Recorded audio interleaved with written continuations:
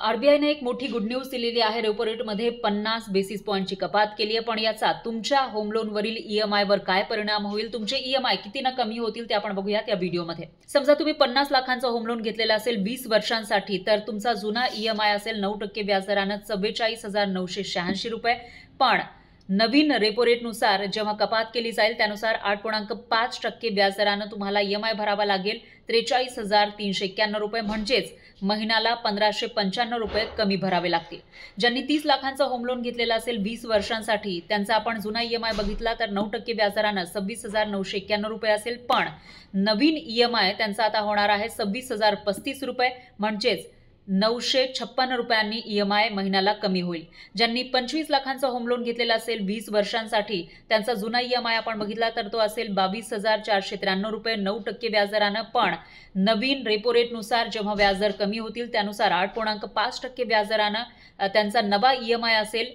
21,695 रुपये, म्हणजे तुम्हाला महिन्याला 798 रुपये कमी भरावे लागतील। ज्यांनी 20 लाखांचा होम लोन घेतलेला असेल 20 वर्षांसाठी, त्यांचा आपण जुना ईएमआय बघितला तर 9% व्याजदराने त्यांना भरावे लागत असतील 17,994 रुपये, पण आता जेव्हा रेपो रेट कमी झाले आहे त्यावेळेला 8.5% इतक्या व्याजदराने महिन्याला तुम्हाला 17,356 रुपये इतका ईएमआय भरावा लागेल, म्हणजेच तुमचा ईएमआय हा 638 रुपयांनी कमी होईल।